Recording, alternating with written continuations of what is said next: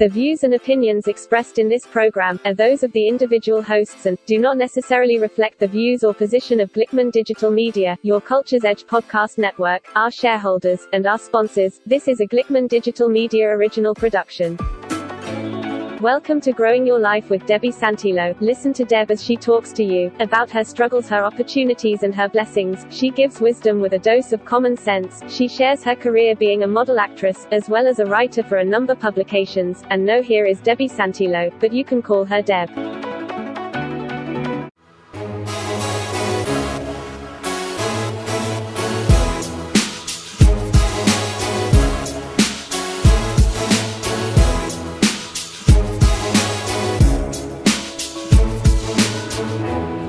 This is Deb Santillo with Growing Your Life. Not only do I grow my produce and herbs and fruits in my backyard, but I am at this time growing my life.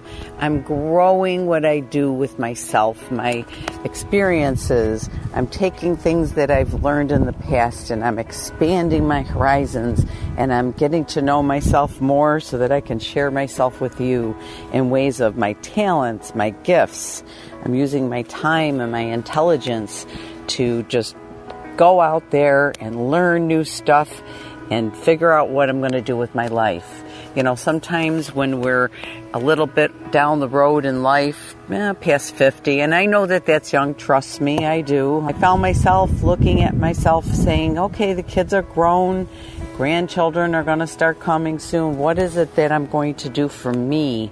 Just trying to work on just different abilities, different professions that I can get involved in, different ways that I can expand myself, grow myself within, make myself more interesting for myself, my friends, my family, and others. Be an asset possibly to different businesses that I want to be involved in. For instance, I started out years ago acting in plays in my high school and dancing and singing. And then I became involved in my local church and got involved in choir and the annual plays every single year there.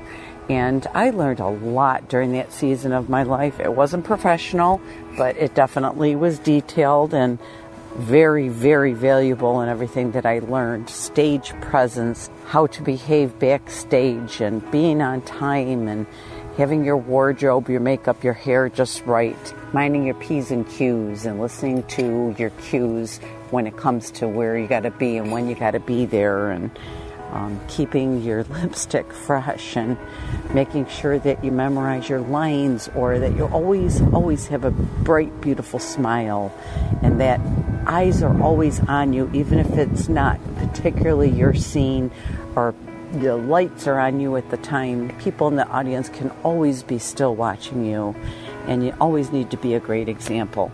So here I am, being on stage. Hundreds and hundreds, I could literally say thousands of people have seen me because I've been in so many productions, like I said, at my local church.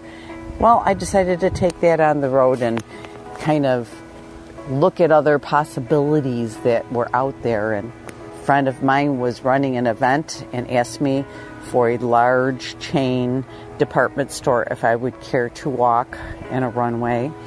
I did so.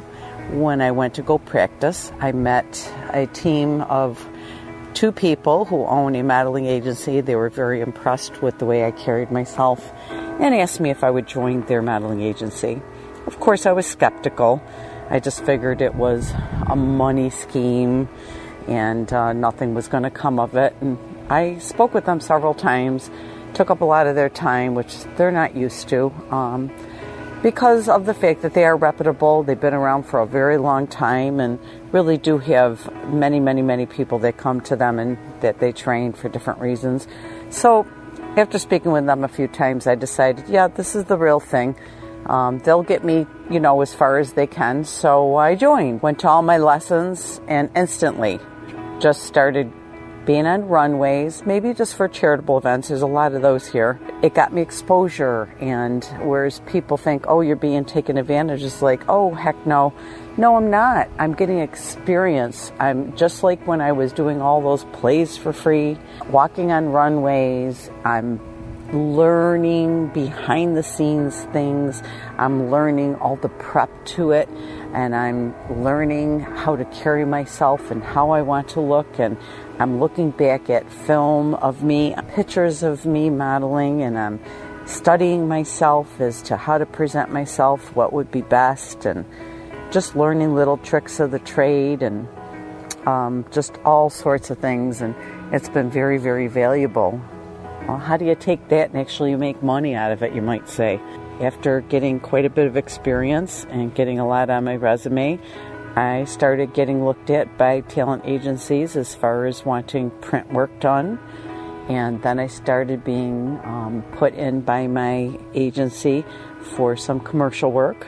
I'm having print work at real organizations around here. Because of my knowledge and because of me knowing a few people, and because I had spent many, many years being a caterer slash chef, very creative, very delicious, very picturesque food. I love taking pictures of food. I actually have my gardens, as I previously mentioned, where I do food flowerscapes. I have pots of flowers and pots of vegetables and fruits, and I have plants in the ground and I have vegetables in the ground alongside them.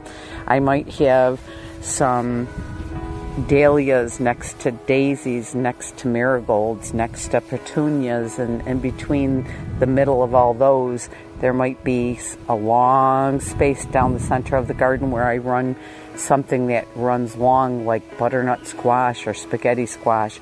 And then I might have 6 pots in the back part of all those that are tomatoes and peppers and cucumbers. And I have herbs on my deck.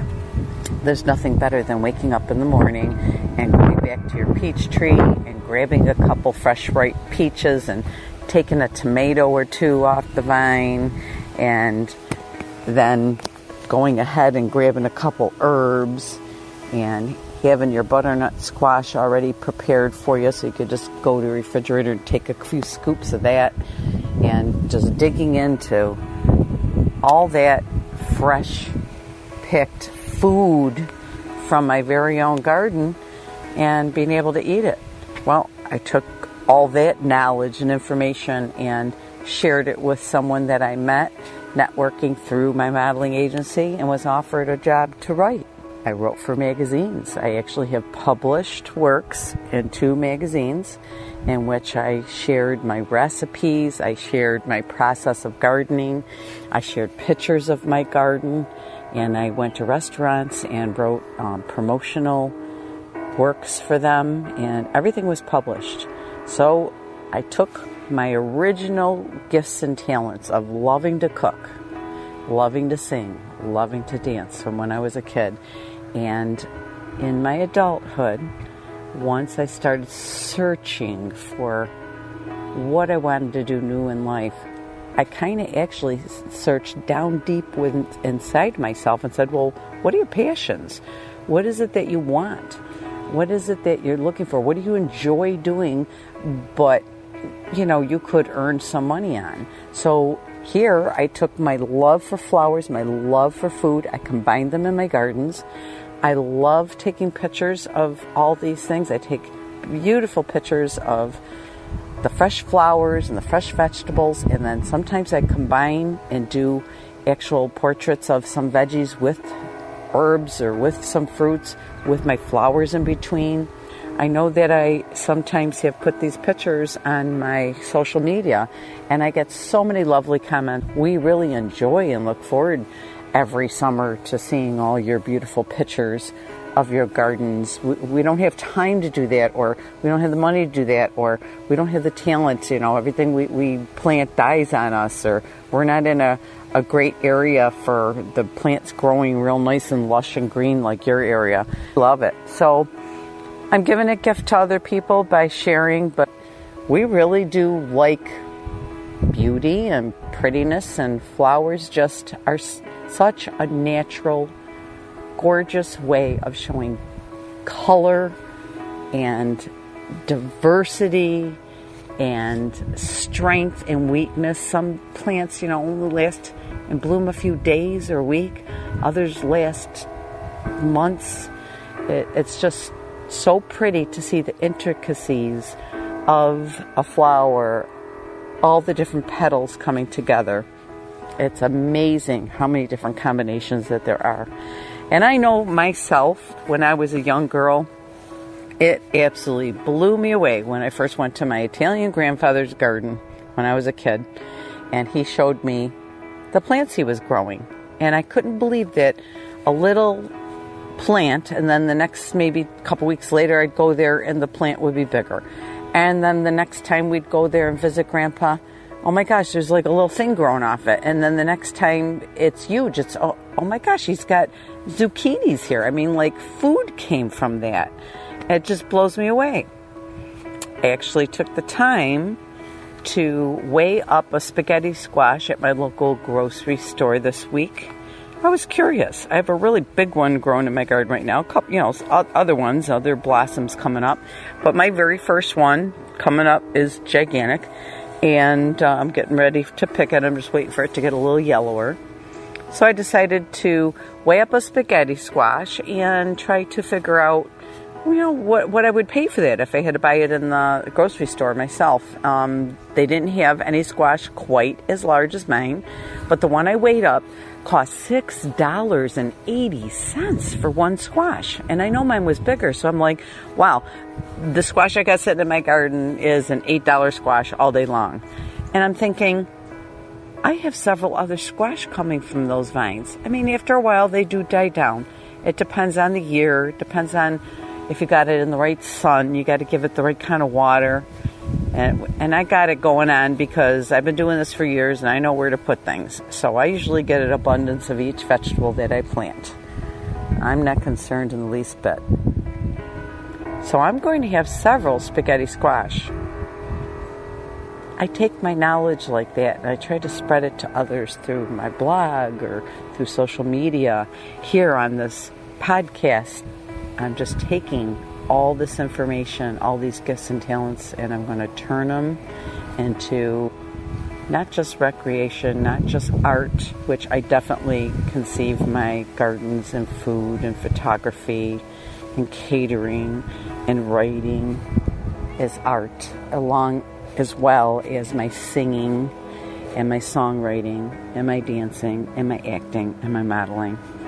And I'm taking all these passions that I have and I'm weaving them together and I'm creating a strong cord of professional provisions for myself. I'm going to turn all these into different adventures and different ways of reaching out to others and who want to maybe even get a little inspired by how I keep going for it and I keep creating, and to feel satisfied and to fulfill my heart and soul and spirit and all the wonderful ways in which these gifts and talents have enhanced my life.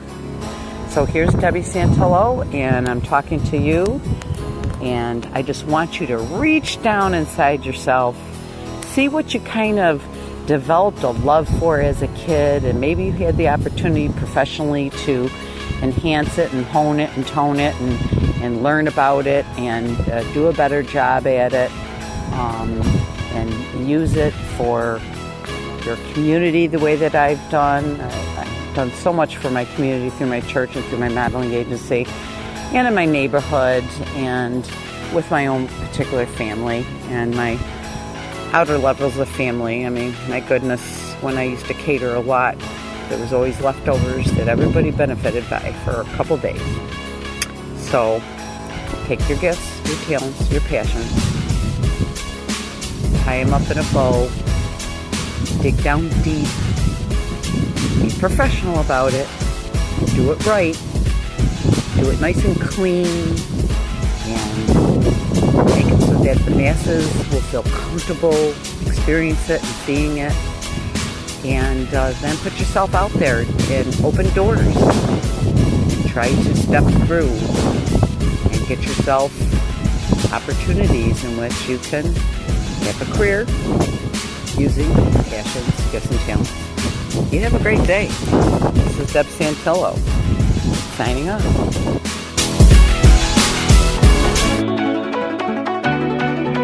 Growing Your Life was created by Debbie Santillo, and developed, produced, edited, original music by CJ Glickman. This is Your Culture's Edge Podcast Network presentation, and a Glickman Digital Media original production, all right reserved.